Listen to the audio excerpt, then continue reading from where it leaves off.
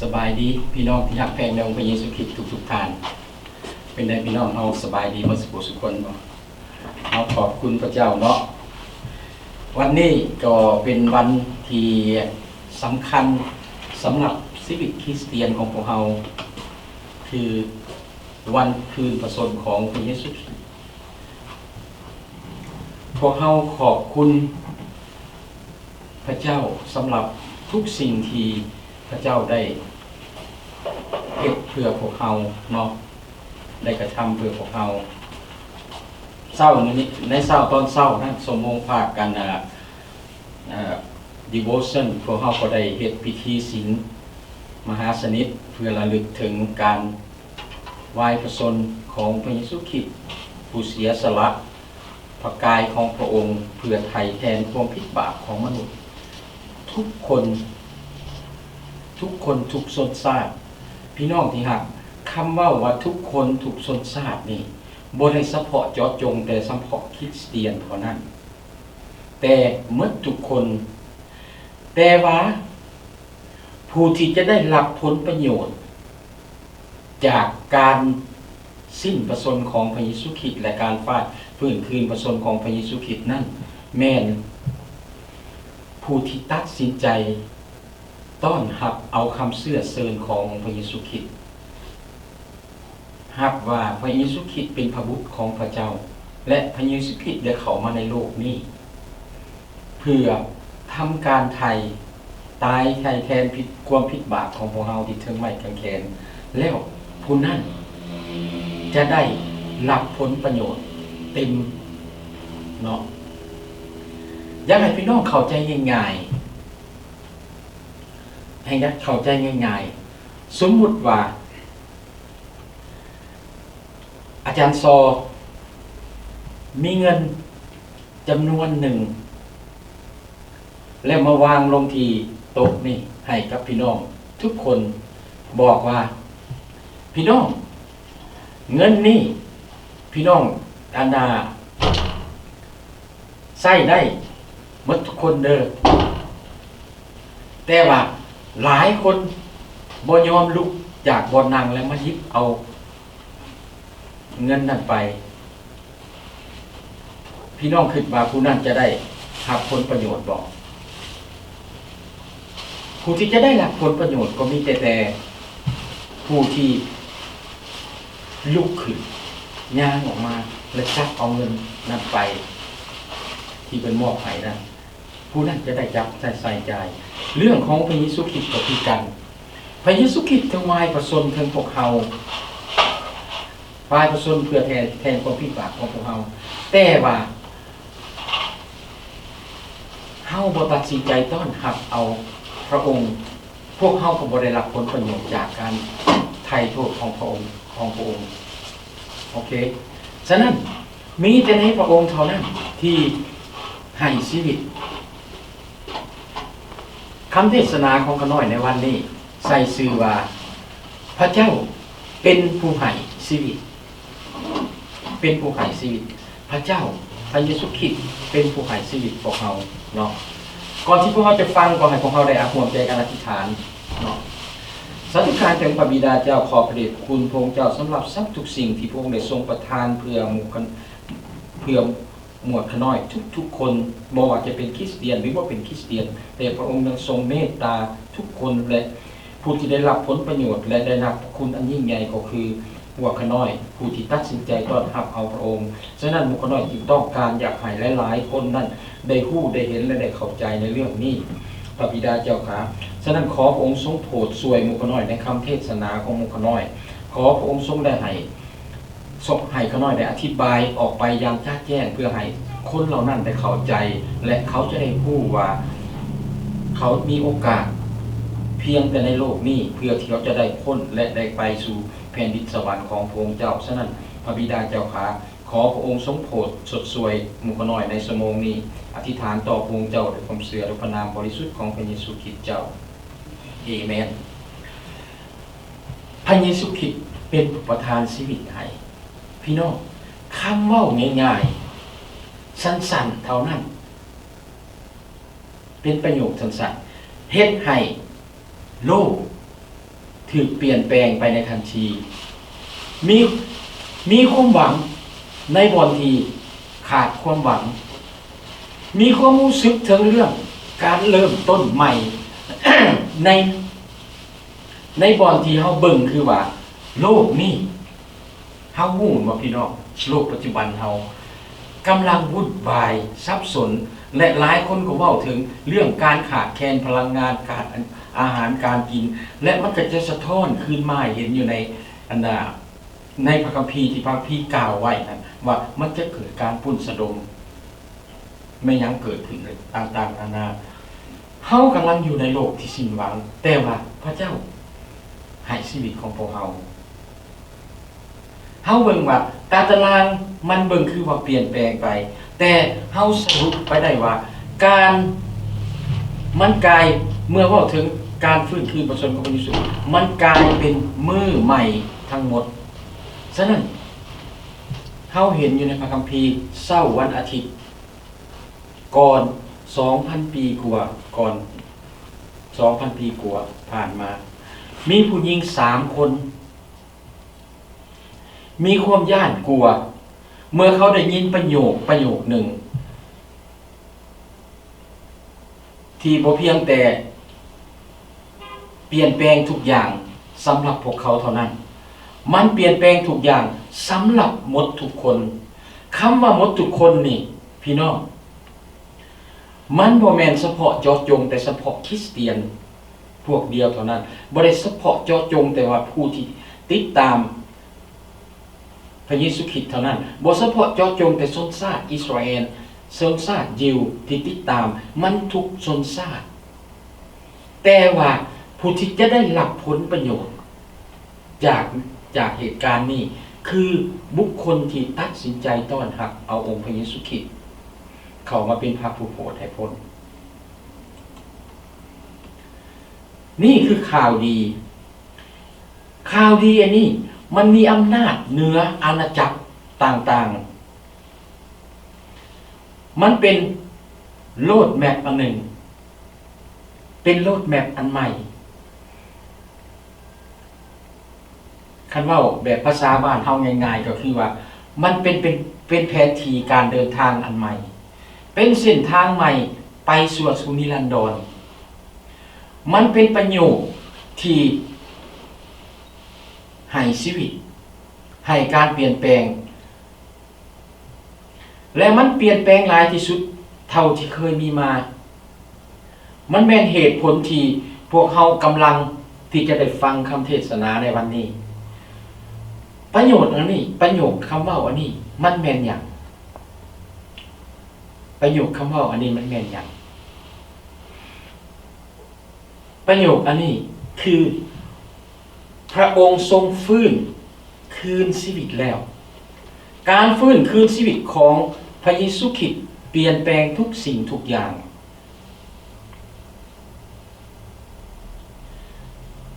ข้าน้อยอยากนำพระคำมาระโกบทที่16ข้อ1ข้อ6มายังให้เห็นประวัติศาสตร์ที่มันเกิดขึ้นเป็นวันที่มันเกิดขึ้นที่วันคืนประสูติของพระเยซูคริสต์นะถ้าพี่น้องมีพระคัมภีร์เชิญชวนพี่น้องได้เปิดไปที่มาระโกบทที่16ข้อ1ข้อ6ได้ว่าดังนี้เมื่อวันซาบาโตล่วงไปแล้วมาริยาไทมักดาลามาริยาแม่ของยาโกโบและนางซาโลเมได้ซื้อเครื่องหอมเพื่อจะเอาไปหดสงพระศพของพระองค์เวลาหุงเช้าในวันต้นสัปดาห์พอตะเวนออกเขาก็มาถึงอุโมงค์และเขาเว้ากันอยู่ว่าไผน้อจะกึงก้อนหินนั่นออกจากปากอุโมงค์ให้เฮาเมื่อเขาไปก็เห็นว่าก้อนหินนั่นกึงออกแล้วเพราะเป็นก้อนหินก้อนใหญ่เต็มทีเมื่อเขาไปในอุโมงค์แล้วเขาก็เห็นคนหนุ่มผู้หนึ่งนั่งอยู่เบื้องขวานุ่งเสื้อยาวนุ่งเสื้อยาวสีขาวพวกผู้หญิงนั่นก็สะท้านตกใจฝ่ายคนนุ่งนั่นได้บอกเขาว่าอย่าตกใจเพราะพวกทานมาซอกหา พระเยซูไทนาซาเรตผู้ถือขึงไว้ที่ทั้งไม้กางเขนพระองค์ทรงถือทรงบันดาลให้เป็นคืนมาแล้วและพระองค์บ่ได้ประทับอยู่ที่นี่นี่แหละบอนที่เขาวางประสบของพระองค์ไว้พระธรรมนี่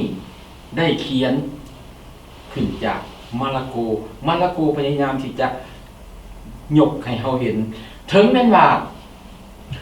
มาระโกเองนะบ่ได้ระบุลักษณะเฉพาะเจาะจงว่าเป็นคนแบบใดอันใดก็ตามแต่ในคริสตจักรสมัยต้นๆนั้นข้าเจ้ายอมรับว่าโยฮันมาระโกที่เป็นญาติของบารานาบาคนนี้ถ้าเฮาอยากเบิ่งว่าเรื่องของ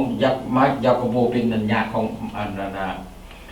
านาบาเฮาไปเบิ่งได้ในหนังสือโคโลไซบทที่4ข้อ10เนาะเฮาจะเห็นมาระโกผู้นี้เป็นผู้เขียนพระธรรมมาระโกเนื่องจากว่ามาระโกบ่แม่นสาวกของพระเยซูคริสต์แต่นักวิชาการผู้สำรวจพระคัมภีร์นักค้นคว้าพระคัมภีร์เขาเชื่อว่ามาระโกได้ข้อมูลมาจากอาจารย์เปโตรอาจจะเป็นแหล่งข้อมูลให้กับเพิ่นในการเขียนพระธรรมมาระโกย้อนว่าความยืนยันก็ว่าย้อนว่าทั้งสองคนนี้ข้าเจ้ามีสายสัมพันธ์มีความสัมพันธ์อันแน่นหนากันดีในขณะที่เปโตรอยู่ในนครโรมก่อนที่เปโตรถึงประหารชีวิตนะประมาณปี65นี่หมายความว่าเปาโลได้เขียนบ่เกิน40หรือ50ปีภายหลังจากเหตุการณ์ดังกล่าวนี้เกิดขึ้นได้กล่าวถึงนี่แม่นหลักฐานที่ยืนยันที่เข้มแข็งว่าการสิ้นพระชนม์การวางไว้ที่ในอุโมงค์หรือว่าเข้าห้องว่าการฝังศพการฝังนั้นและการฟื้นคืนชีวิตของพระเยซูคริสต์แม่นข้อเท็จจริงทางประวัติศาสตร์พี่น้องให้เฮาลองคิดเบิ่งให้เฮาจินตนาเบิ่งแบบนี้ถ้าเฮาเป็นนักเขียนนักข่าวก็ดีและเฮาสิเขียนเรื่องอันดาของบุคคลใดคนหนึ่งที่เป็นบุคคลที่สำคัญที่มีหน้าที่สำคัญทางด้านการเมืองจังซี่ซะยกตัวอย่างเด้ออันนี้พี่น้องและคนนั้นถูกลอบสังหารเสียชีวิตข่าวมาถูกลอบสังหารเสียชีวิตแต่ว่าใน3 มื้อกลับมาเฮาเห็นเรามีชีวิตคืนอีกเรามีชีวิตคืนอีกบ่มีทางแม่นบ่ที่ทางจะเขียนบิดเบือนการตายของคนนี้เพราะว่าหลายเฮาต้องเข้าใจว่ามีหลายคนที่ยังสิมีชีวิตในขณะที่บุคคลคนนี้ดำรงตำแหน่งทำหน้าที่อยู่พวกเขาเหล่านั้นจะต้องเป็นคนที่ยืนยันว่าข่าวนี้เป็นจริงหรือบ่เป็นจริงจะซี่มาให้เฮาเห็นว่าเฮาเว้าตัวหรือว่าเฮาเป็นนักข่าวปลอมแม่นบ่ดังนั้นถ้ามาระโกตัวเกี่ยวกับการฟื้นคืนชีวิตของพระเยซูคริสต์ในขณะที่ยังมี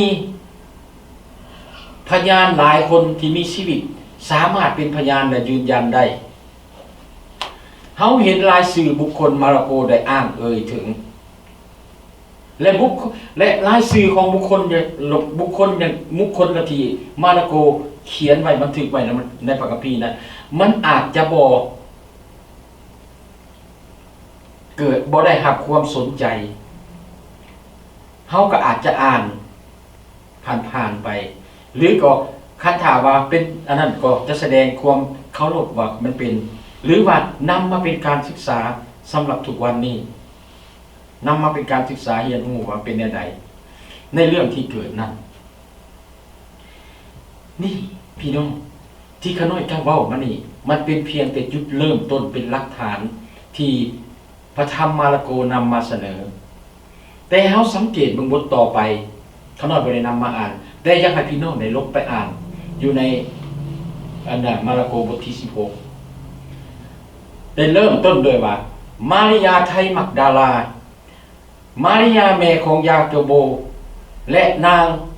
ซาโลเมงได้นำเอาเครื่องหอมมาที่อุโมงค์โดยตั้งใจว่าเขาจะเป็นอย่างเข้าไปเอาไปเห็นอย่างเขาตั้งใจว่าจะไปหดสงพระศพของพระเยซูคริสต์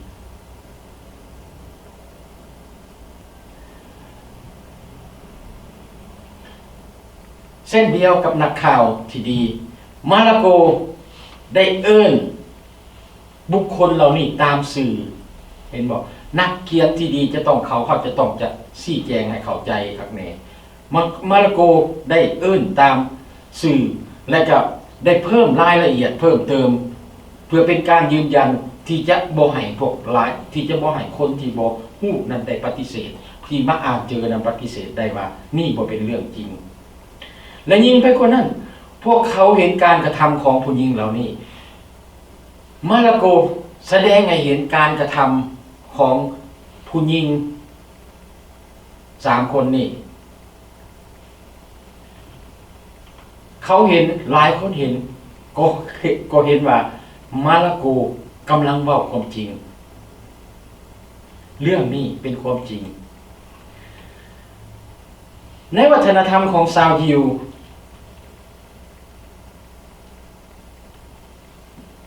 และในโรมศตวรรษที่1นั้นพวกผู้หญิงถือว่าเป็นคนด้อยค่าเป็นคนที่บ่สำคัญการจะให้คำพยานในศาลแม่นบ่ได้เพราะบ่มีคนที่เขาจะเชื่อถือได้ดังนั้นพี่น้องลองคิดเบิ่งว่าถ้ามาระโกได้แต่งเรื่องบ่จริงขึ้นเราจะบ่มีพยานคนที่ฮู้เห็นเป็นคนทำผิดเกี่ยวกับการฟื้นคืนพร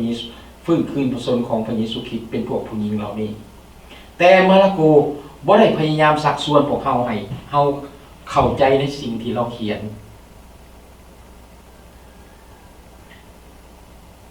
แต่มาระโกซี้ให้พวกเฮาเห็นความจริงที่เกิดขึ้นพวกผู้หญิงเหล่านี้ได้นำเครื่องหอมมาหดสงพระศพของพระเยซูคริสต์เพราะว่าพวกเขาบ่สามารถเฮ็ดได้ก่อนวันซาบาโตก่อนวันซาบาโตน่ะพวกเขาเฮ็ดบ่ได้เมื่อพระองค์สิ้นพระชนอยู่ถึงก่อนวันซาบาโตเมื่อพระองค์สิ้นพระชนอยู่ในเมืองอยู่ในถึงไม้กางเขนนะเขาเฮ็ดบ่ได้ในขณะที่เขาลองคิดเบิ่งในขณะที่เขาเดินทางมาที่อุโมงค์นั้นพวกผู้หญิงเหล่านั้นจะเฮ็ดหยัง3 คนน่ะเขาแน่นอนเขาจะต้องเว้าร่วมกันว่าเขาจะต้องมีความสงสัยว่าเขาจะเฮ็ดจังไดที่จะกลืนก้อนหินนั่นออกจากปากอุโมงค์ได้อีกอันนึงถ้าเขาคือเป็นผู้เขียนเป็นนักเขียนในการเล่าเรื่องนี้พวกเขาจะต้องให้รายละเอียดคักแน่นบ่เขาจะต้องว่าบางครั้งเขาอาจจะใ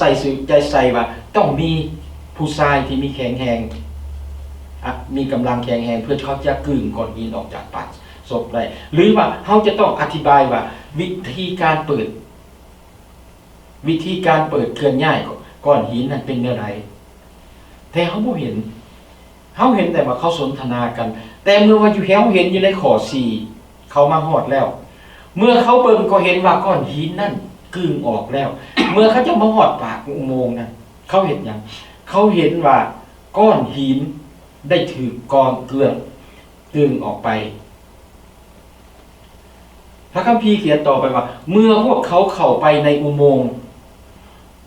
ผู้หญิงได้พบชายคนหนึ่งที่นั่งอยู่เทิงเบื้องขวาอยู่ในพระคัมภีร์มาระโกบ่ได้ระบุและยืนยันไว้ว่าชายคนนั้นเป็นผู้ใดแต่เฮาค้นพบอยู่ในมัทธิวยืนยันในพระคัมภีร์ว่าชายหนุ่มคนนั้นเป็นทูตสวรรค์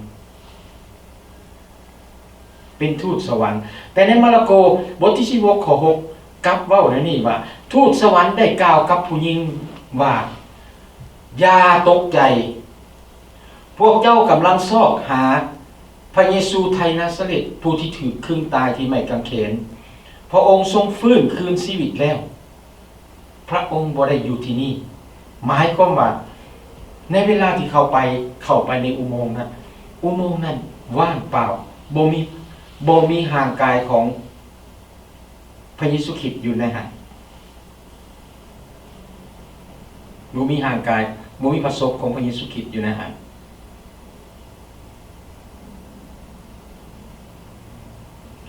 นี่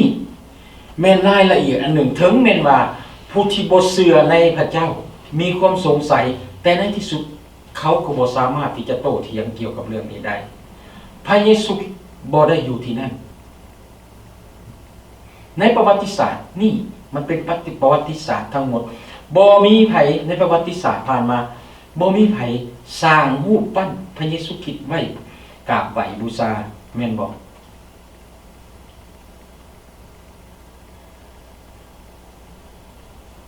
พี่น้องพี่น้องทานคิดแนวใดกับความจริงนี้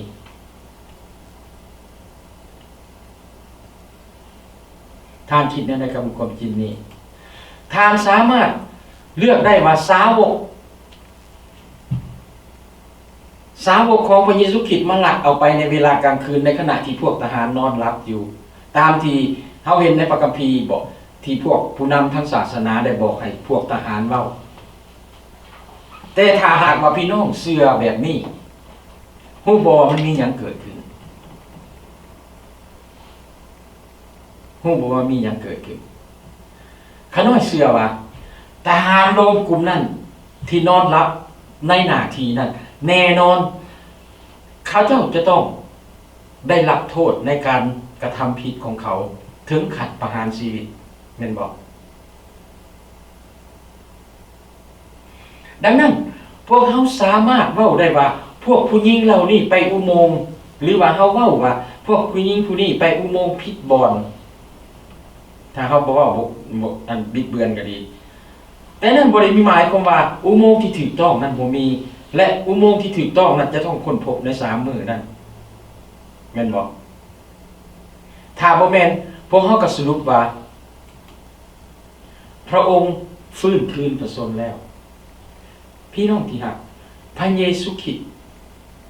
องค์พระผู้เป็นเจ้าของเฮาพระองค์ฟื้นคืนในพระองค์ถูกดลบันดาลให้ฟื้นคืนชีวิตในวันตรวจ3และพระองค์ยังทรงพระชนม์อยู่และอยู่ร่วมกับพวกเฮาในทุกวันนี้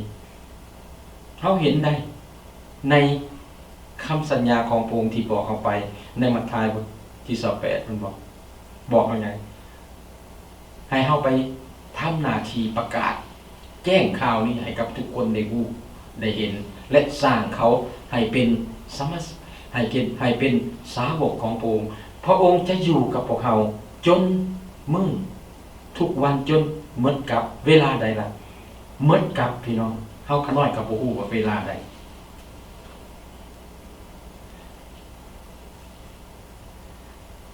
1 โครินธ์บทที่15ข้อที่1หาข้อที่4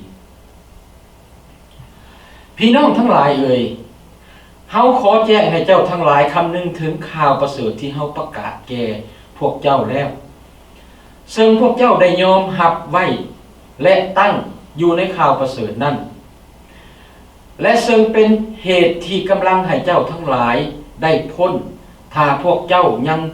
ยึดถือข้อความที่เฮาประกาศในข่าวประเสริฐแก่พวกเจ้านั่นไว้เว้นเสียแต่พวกเจ้าหากเชื่ออย่างบ่จริงใจเห็นว่าพี่น้องสิ่งข้าเว้าตัวนี้ข้าน้อยตอนข้าน้อยเกินต้นขึ้นไปแล้วข้าน้อยก็ได้เว้าเรื่องข่าวประเสริฐนะเฮาได้พระเยซูคริสต์เข้ามาเพื่อพวกเฮาหมดทุกคนแต่บ่แม่นหมดทุกคนที่จะได้รับสิ่งเหล่านี้จะเกิดและได้เป็นผลประโยชน์อันดีให้มีแต่คนที่ต้อนรับองค์พระเยซูคริสต์ได้ดังในพระคัมภีร์ตอนนี้ว่าย่านแต่ว่าพวกเฮานี่เชื่อบ่จริงแม้แต่ในสิ่งนี้ยังเป็นความจริงที่อยู่ในปัจจุบันเดียวนี้ในกลุ่มคริสเตียนของพวกเฮาทุกวันนี้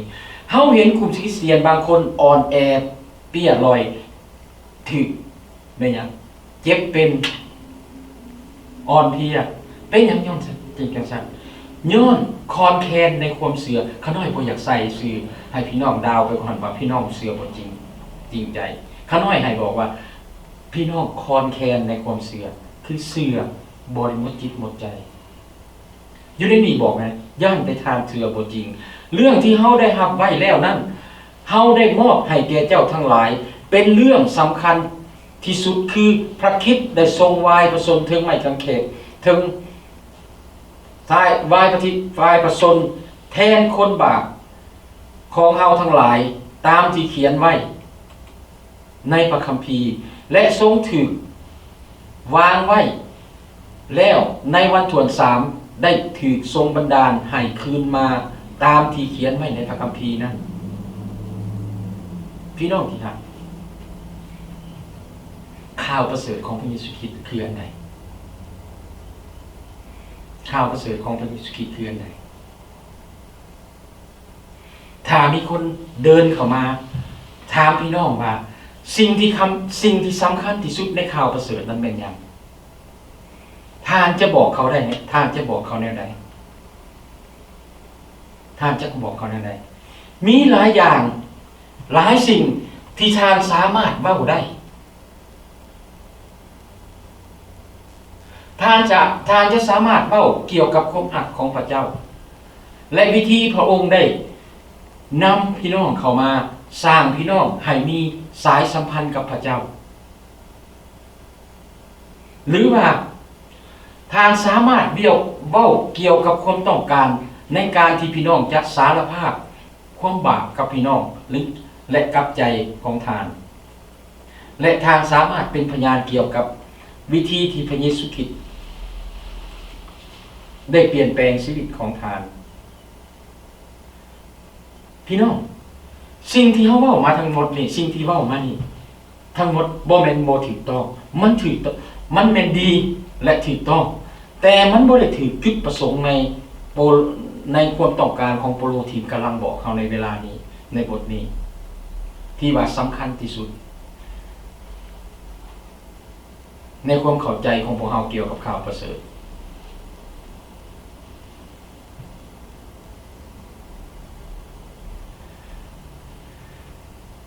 พี่น้องที่รักพวกเรา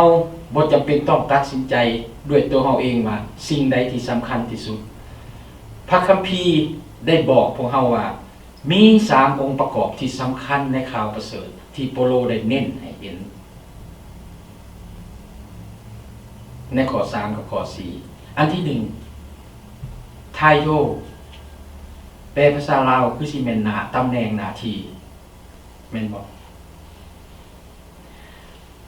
เข้ามาไทโทตอนนี้ก่อนอื่นอยากให้พี่น้องได้พิจารณาเบิ่งตำแหน่งหน้าที่ที่โปโลใส่สำหรับพระเยซูคริสต์นั้นโปโลฮ้องว่าพระคริสต์พระเยซูพระคริสต์เฮาเบิ่งอยู่ในข้อ3เด้อคำว่าพระคริสต์มาจากภาษากรีกเป็นภาษากรีกเขาเจ้าเขียนว่าคริสโตขน้อยอาจจะ pronounce บ่ถูกตรงกับปานใดเนาะและคำนี้หมายความว่าผู้ที่ถูกเจิมตำแหน่งนี้หมายความว่าอันที่ยิ่งใหญ่สำหรับมันเป็นความหมายที่ยิ่งใหญ่สำหรับชาวยิวและชาวกรีกแต่สำหรับชาวยิวแล้วเขาหมายถึงพระเมสสิยาที่พวกเขารอคอยเป็นเวลาโดนนานที่พระคัมภีร์ภาคสัญญาเดิมได้กล่าวไว้ได้ทำนอยไว้เช่นเดียวกับเราเห็นในโกรินโธในเวลานี้การรับรู้พระเยซูคริสต์เป็นพระคริสต์ที่แท้จริงแม่นการประกาศที่กล้าหาญซึ่งเป็นการท้าทายต่ออำนาจจักรพรรดิโรมซึ่งมันเรียกร้องให้มีความจงรักภักดีต่อกายซา ขอโทษเนาะ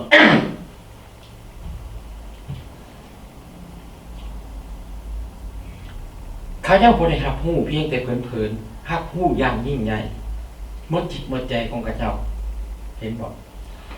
ชาวคริสเตียนในจุดต้นๆนั้นได้ยืนยันความจงรักภักดีสูงสุดต่อของพวกเขาต่อพระเยซูคริสต์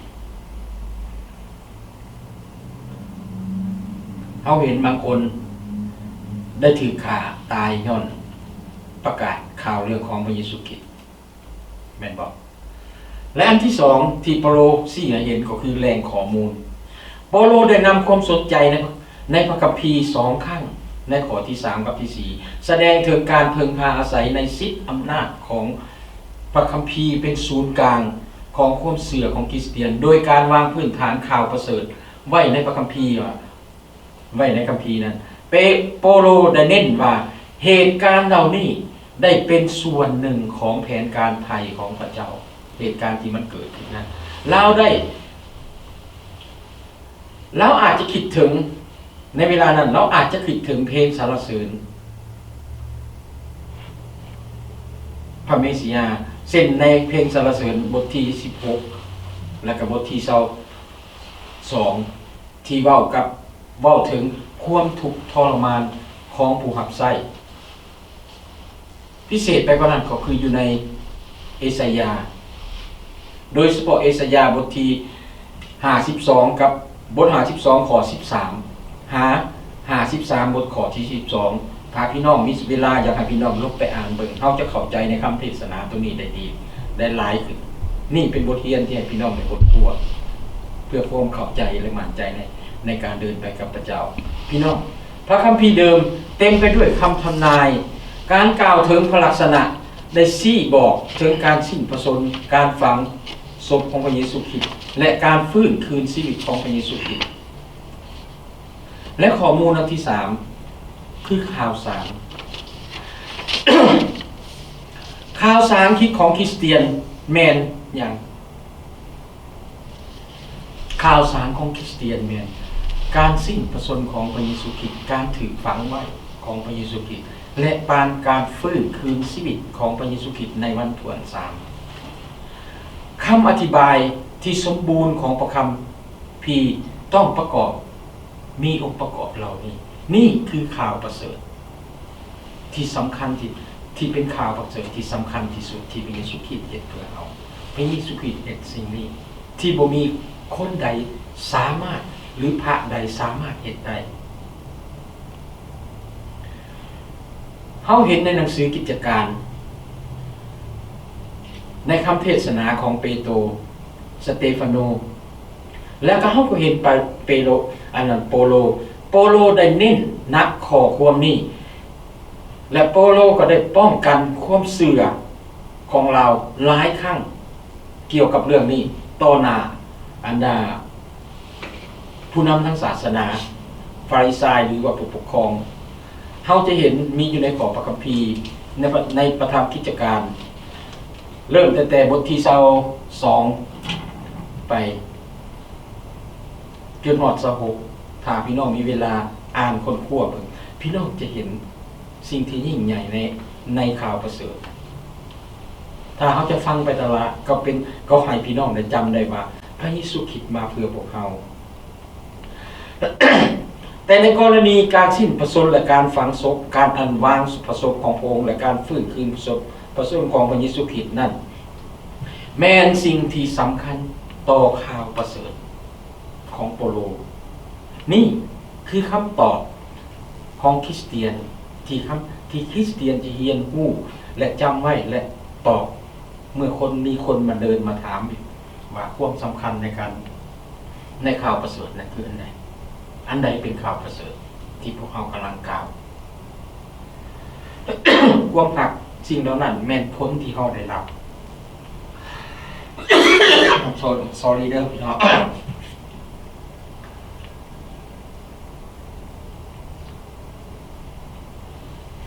ในต้นจดหมายที่เราเขียนไปหาชาวโครินโตเปาโลได้กล่าวว่าเพราะว่าเฮาตั้งใจว่าจะบ่แสดงความรู้เรื่องใดๆในท่ามกลางพวกเจ้าเว้นแต่เรื่องพระเยซูคริสต์และการที่พระองค์ทรงถือครึงไว้ที่ไม้กางเขนนั่นเห็นบ่ เปาโลประกาศกับชาวโครินโตเพิ่นจะบ่อวดอ้างเรื่องความรู้หรือสิ่งใดเพิ่นจะเว้าแต่เรื่องของพระเยซูคริสต์การถือครึงไว้และการเทิงไม้กางเขนของพระเยซูคริสต์นั่นมันมีความสำคัญ เปาโลประกาศกับชาวโครินโตเพิ่นจะเว้าแต่เรื่องของพระเยซูคริสต์การถือครึงไว้และการเทิงไม้กางเขนของพระเยซูคริสต์นั่นมันมีความสำคัญ แต่ในกรณี และต่อมาในบทที่15โปโลได้กล่าวอย่างคงไปคงมาว่าถ้าพระคริสต์บ่ได้ถูกดลบันดาลให้ฟื้นคืนชีวิตความเชื่อของพวกทานก็จะบ่มีค่าหยังพวกเจ้ายังอยู่ในบาปของพวกเจ้าอยู่ถ้าการฟื้นคืนพระเยซูคริสต์บ่เป็นจริงความบาปของพวกเฮาก็น่าทนใจแต่ผู้ที่สังเวชที่สุดก็คือพวกคริสเตียนที่เชื่อในพระเยซูคริสต์เห็นบ่ นี่เป็นการทำเป็นการยืนยันเป็นคำเว้าที่มีพลังถ้าพระองค์ถ้าพระเยซูคริสต์เป็นเพียงครูสอนที่ยิ่งใหญ่อยู่ในโลกนี้เป็นผู้นำทางศาสนาในโลกนี้พวกเขาอาจจะเรียนรู้แต่วิธีใดที่เขาจะเฮ็ดให้ชีวิตของพวกเขาเจริญขึ้นแม่นบอกพี่น้องเฮ็ดจังได๋ชีวิตเฮ็ดจังได๋จะเฮ็ดจังได๋สิเฮ็ดให้ชีวิตของพวกเราอุดมหั่งมีเฮ็ดจังได๋เฮาจะมีทรัพย์สินสมบัติหลวงหลายแต่ว่าเฮาจะบ่ได้รับชีวิตนิรันดร์ถ้าบ่มีการตายเพื่อไถ่บาปของพระองค์ขององค์พระเยซูคริสต์บาปของพวกเราก็ยังจะคงอยู่ถ้าบ่มีการฟื้นคืนชีวิตขององค์พระเยซูคริสต์ ผู้ที่วางใจในพระเยซูคริสต์ก็จะเสียชีวิตไปซื่อๆ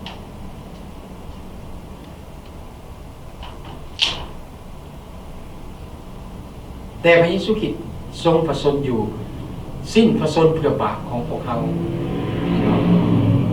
พระองค์ฟื้นคืนพระชนและพระองค์สิ้นพระชนเพื่อบาปของพวกเขาถูกฝังไว้และฟื้นคืนชีวิตอีกครั้งดังนั้นพวกเฮาที่เป็นคริสเตียนพวกเฮาจึงยึดมั่น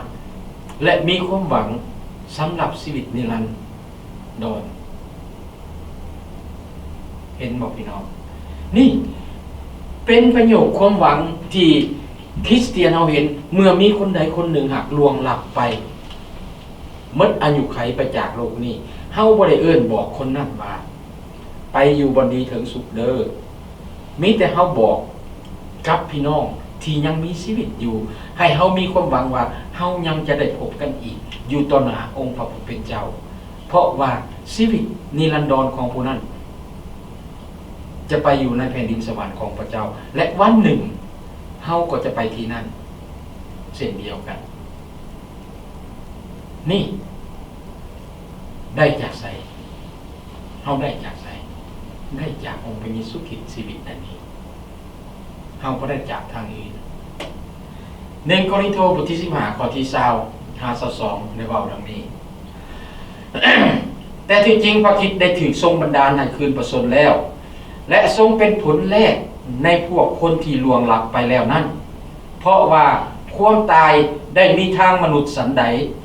การคืนมาจากตายมีทางมนุษย์สันนั้นด้วยว่าคนทั้งปวง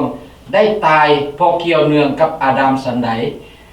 คนทั้งปวงก็ถูกทรงบันดาลให้มีชีวิตเพราะเกี่ยวเนื่องกับพระคริสต์สันนั้นก่อนที่เขาจะเข้าใจในสิ่งที่โปโลเว้าในตอนนี้อยากให้เขาไปลบไปเบิ่งในระเบียบเลวีพระธรรมระเบียบเลวีบทที่23ถ้าเราไปอ่านเราจะเห็นองค์พระผู้เป็นเจ้าได้ให้คำแนะนำกับชาวอิสราเอลเกี่ยวกับวันเฉลิมฉลองเทศกาลต่างๆเช่นวันซาบาโตวันเทศกาลปัสกาหรือเทศกาลกินข้าวจี่บ่มีเสื้อแป้งแต่ในวันอาทิตย์แห่งวันคืนประสนชีวิตนี้แนวคิดของแนวคิดของชาวอิสราเอลในเวลานั้นข้าเจ้าเฮ็ดหยังพวกข้าเจ้าที่เป็นเกษตรกรนั้นเขาจะนำเอาผลละปลูกเขาจะเอานำมาผลละปลูกที่เขาเก็บเกี่ยวทำอิฐนั่นหัวปีนั้นเขาจะนำมาให้ปโลหิตที่พระวิหารเพื่อว่าให้ปโลหิตผู้เป็นผู้ต่างหน้าพระสนนั้นถวายผลละปลูกนั้นต่อหน้าพระเจ้าเพื่อเป็นการแสดงความกตัญญูรู้บุญคุณต่อพระเจ้าพี่น้องที่รักและเป็นการแสดงความมั่นใจต่อคำสัญญา ของพระเจ้า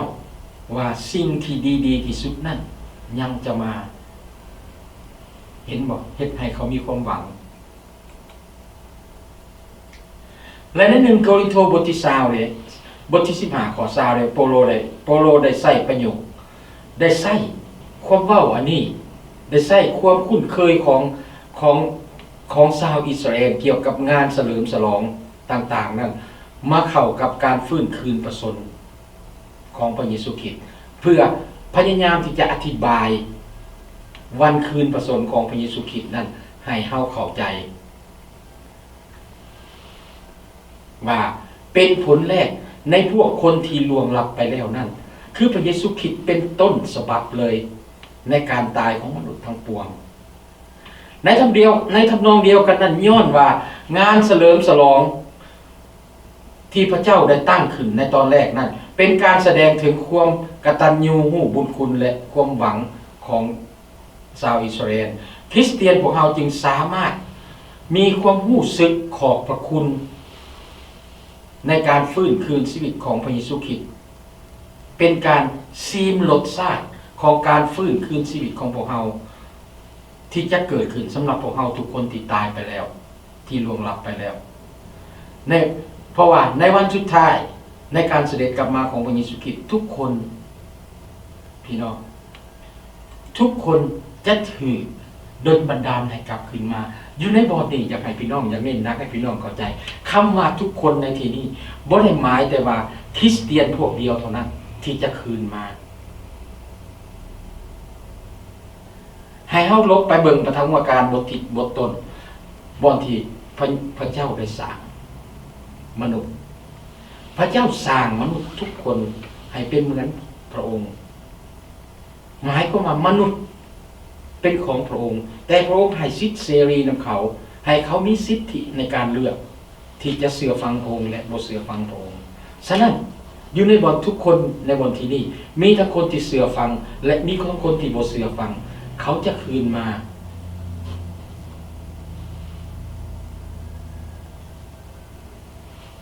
เขาคืนมาเพื่ออย่างเขามีคือชีวิตคืนมาเพื่ออย่างเพื่อเขาจะประเสริญกับการพิพากษา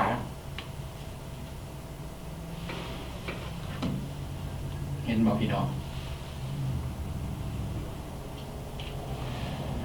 เช่นเดียวกับงานเฉลิมฉลองผลผลิตแรกที่แสดงถึงความมั่นใจในการเก็บเกี่ยวอันยิ่งใหญ่การฟื้นชีวิตของพระเยซูคริสต์ก็คือความหวังของการฟื้นคืนชีวิตของมนุษย์ทั้งหมดข้าน้อยก็ไปกินนี่แล้วมนุษย์ทั้งหมดจะคืนมาใหม่จะคืนมาทั้งผู้เสือและผู้เสือเพื่อเขาจะเข้าไปประเสริฐกับการเชียงหาบัดนี้ให้พวกเขาเริ่มสนทนาเกี่ยวกับทฤษฎีทางศาสนาศาสตร์ที่เราเข้าใจท่านอาจจะสงสัยว่าโปโลยูโบสื่อเอาสื่อของอาดัมมาเกี่ยวของกับวันอีสเตอร์เนี่ยไหน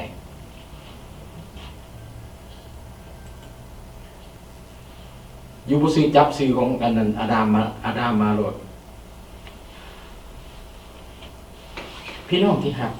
เพื่อบ่ให้พวกเขาเกิดความสงสัยว่าเป็นหยังโปโลจึงยกเอาสื่ออาดัมขึ้นมาในการสนทนาเกี่ยวกับการฟื้นคืนประสงค์ชีวิตของพระเยซูคริสต์มีคำสอนในศาสนาคริสต์ที่เอิ้นว่าผู้กลางแม่นบอกพี่น้องการสดใส่แทนผู้กลางเป็นตัวแทนเนาะ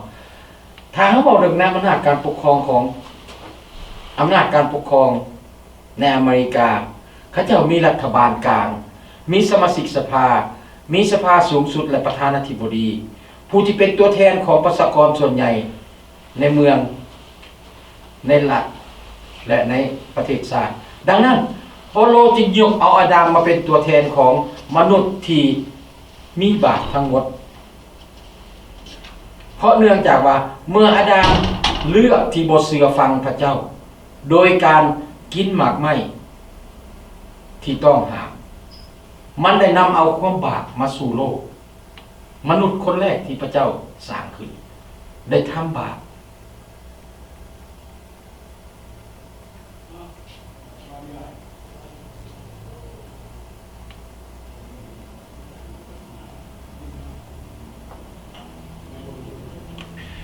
การกระทำสิ่งนี้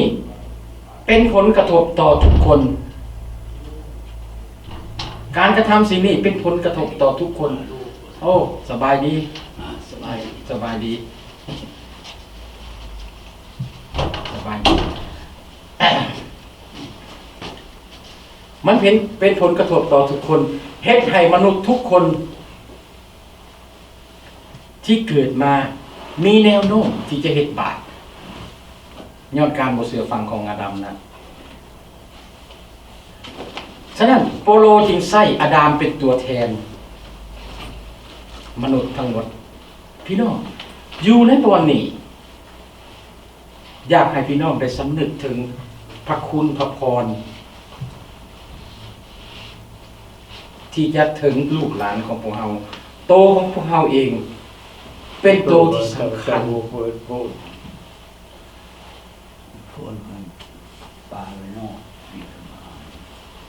โตของพวกเราเองเป็นโตที่สำคัญที่จะนำพระพรไปถึงลูกหลานให้เขาเบิ่งตัวอย่างของอาดัมถ้าเขาไปอ่านอยู่ในปฐมกาลเราจะเห็นเนาะอาดัมฉะนั้นในบทในพระคำตอนนี้โปโลจึงได้ยกเอาอาดัมขึ้นมาเป็นตัวแทนมนุษย์ที่ทำความบาปมันเป็นผลสืบเนื่องเห็นบ่มันเป็นผลสืบเนื่องอย่าว่ามันจะจบอยู่แค่เอาเนาะ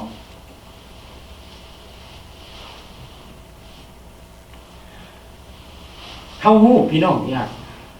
ตัวอย่างแบบนี้พวกเฮาบ่ต้องการแม่นบ่เพราะว่าเป็นหยังพวกเฮาบ่ต้องการเพราะอาดัมเป็นตัวแทนของคนที่ตายในความบาปแต่ใน1โครินโธนี่การฟื้นคืนพระชนของพระเยซูคริสต์เป็นตัวแทนใหม่แก่พวกเฮาเนื่องจากว่าลักษณะบาปของพวกเฮาผลของการเลือกของอาดัมพวกเฮาบ่สามารถแก้ไขสายพัวพันของพวกเฮากับพระเจ้าด้วยตัวของเฮาเองได้เฮาจะต้องมีคนกลางคือองค์พระเยซูคริสต์แม่นบ่เฮาจะต้องมีคนกลางคือองค์พระเยซูคริสต์นั่น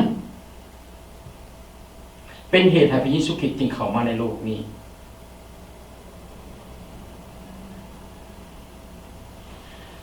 พระเยซูคริสต์ผ่านทางการสิ้นพระชนของพระองค์ถึงไม้กางเขนการได้รับโทษสำหรับบาปของพวกเราพระองค์ได้ยืนยันอยู่ในบ่อนที่เป็นบ่อนของทุกๆคนบ่อนของทุกๆคนอยู่ในบ่อนที่พระเยซูคริสต์วางพระชนถึงไม้กางเขนนั้นบ่เพียงแต่ว่าพวกเราพวกเดียวบ่เพียงแต่พวกเราพวกเดียวแม่นเพื่อทุกคนทุกชนชาติแต่ผู้ที่จะได้รับผลประโยชน์พี่น้องเน้นอีกอยากให้เข้าใจตรงนี้ผู้ที่ได้รับผลประโยชน์จากสิ่งเหล่านี้มีแต่ผู้ที่ตัดสินใจต้อนรับเอาคือก็น้อยได้ยกตัวอย่างในเบื้องต้นแล้วให้พี่น้องได้เห็นให้เข้าใจกับคักยกตัวอย่างอาจารย์ซอนะอาจารย์ซอมีเงินปึ๊กหนึ่งใบร้อยเอาเข้ามาในโบสถ์นี่ว่าแจกจ่ายให้กับพี่น้องแต่ละคนวางไว้ในโต๊ะนี่แต่บ่มีคนใดไปเอาแต่ผู้ที่ได้จะเป็นผู้ใดพี่น้องก็เป็นผู้เดินออกมาเอาแม่นบ่นี่คือกันพระเยซูคริสต์ให้ชีวิตกับพวกเราทุกคนแต่ผู้ที่จะได้รับชีวิตอันนี้จากพระเยซูคริสต์มีแต่ผู้ที่ตัดสินใจต้อนรับเอาคำเชื่อเสริญของพระองค์เท่านั้นจริงจะได้คำสัญญานี่แม่นสำหรับทุกคน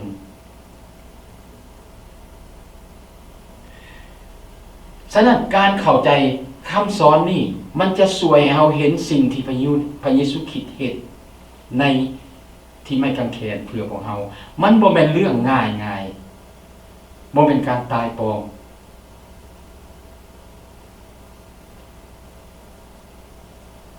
มันบ่ได้ง่ายคือกับการปฏิบัติกฎบัญญัติมันบ่เป็นเรื่องการปฏิบัติกฎบัญญัติหรือปฏิบัติศีลแต่แม้นการยอมรับมันเกี่ยวกับ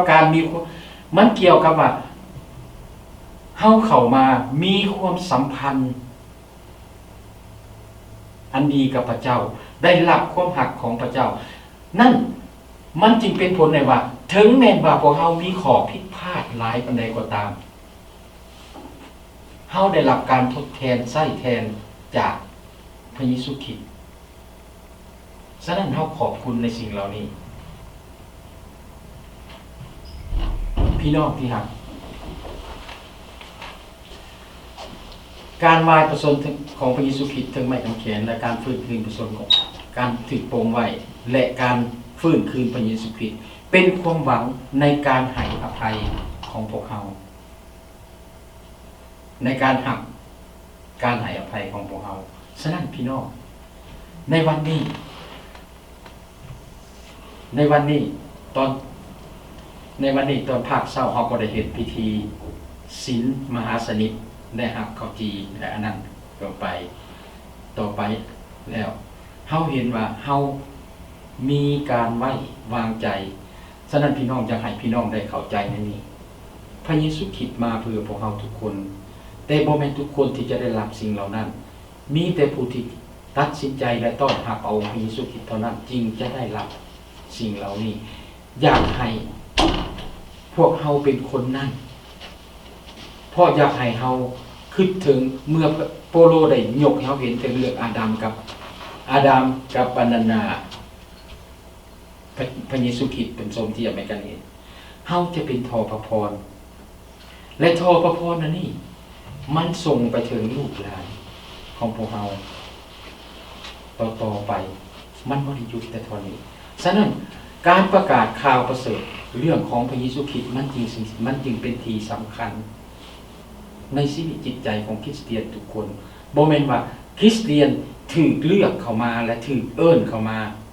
ให้พวกเฮาได้เพียงแต่นั่งซื่อๆพระเจ้าใส่สิ่งที่ดีเข้าไปในชีวิตจิตใจของพวกเฮาเพื่อให้เฮาได้นำเอาสิ่งที่ดีนี้ออกไปเป็นประพรกับชนชาติของพวกเฮาชนชาติลาวของพวกเฮาเพื่อเฮ็ดให้ชนชาติลาวของพวกเฮานั้นได้รับประพรพี่น้องอาจจะเห็นสิ่งที่เฮาได้รับความเสียหายจากสิ่งที่พวกเฮาคิดว่ามันดีที่สุดนั้น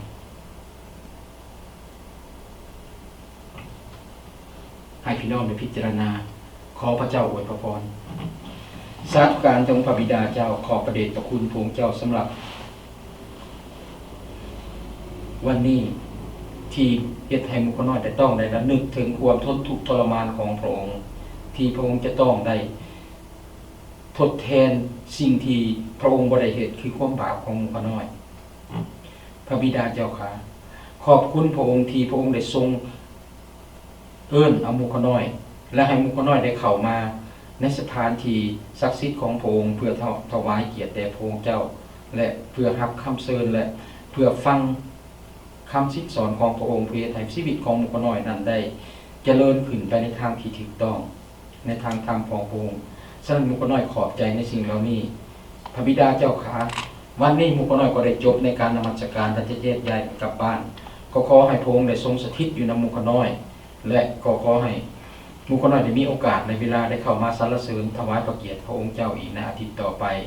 ฉะนั้นหมู่คนน้อยจึงอ้อนวอนอธิษฐานต่อพระองค์เจ้าด้วยความเชื่อในพระนามบริสุทธิ์ของพระเยซูคริสต์เจ้าเอเมนขอบคุณพระเจ้าเนาะขอบใจมณีจันทร์